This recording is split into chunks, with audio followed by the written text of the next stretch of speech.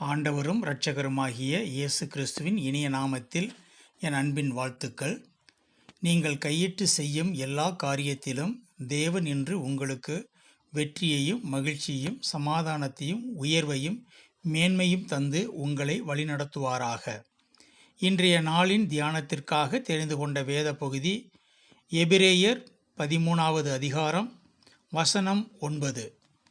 பலவிதமான அந்நிய போதனைகளால் அழைப்புண்டு திரியாதிருங்கள். எனக்கு பிரியமானவர்களே, ஆதி திருச்சபையும் வேதமும் நமக்கு அடிப்படை போதனையை கொடுத்துள்ளது. அந்த போதனையை நாம் தள்ளிவிட்டுவிட்டு இன்று உலகில் பலவிதமான மனித உபதேசங்களையும் போதனைகளையும் நாம் பின்பற்றி கொண்டு வருகிறோம். அது இன்றைக்கு உலகிலே பெருகி கொண்டும் வருகிறது.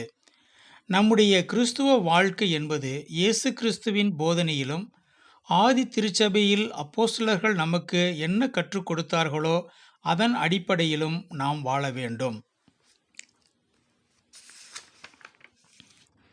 தங்கள் சுயத்தில் கற்றுக் கொடுக்கும் போதனைகளுக்கும் வேதத்தில் உள்ள சில வேத வாக்கியங்களை கோடிட்டு காட்டுவதை பார்க்க முடியும். இன்று மனிதன் கடைசி நாட்களில் வாழ்ந்து கொண்டு உள்ளான்.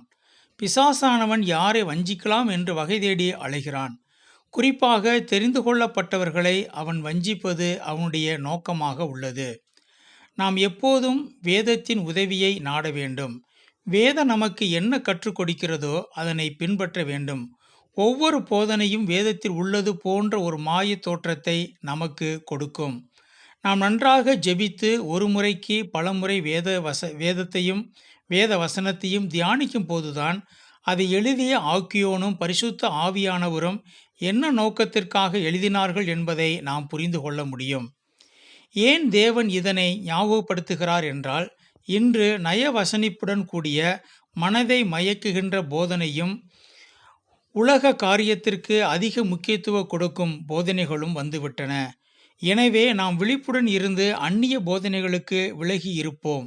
மேலும் பலவிதமான அந்நிய போதனைகளால் அழைப்புண்டு திரியும் போது நம்முடைய அடிப்படை விசுவாசமும் தேவன் மேல் உள்ள அன்பும் குறைந்துவிடும் என்பதில் நமக்கு சந்தேகமில்லை.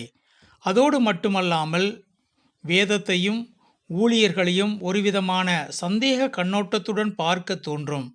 அந்நிய போதனை என்பதனை நமக்குள் வாசம் செய்யும் ஆவியானவர் நமக்கு நிச்சயமாக சுட்டிக்காட்டுவார். ஆகையினாலே எனக்கு அருமையான சகோதர சகோதரிகளை, அதனை அறிந்து ஆவியானவரின் செயலுக்கு நம்மை விட்டு கொடுக்க வேண்டும். அப்பொழுது நாம் அந்நிய போதனைகளுக்கு விலக்கி நம்மை காத்து கொள்வோம். அதோடு மட்டுமல்லாமல் நமது ஆத்துமாவும் காக்கப்படும்.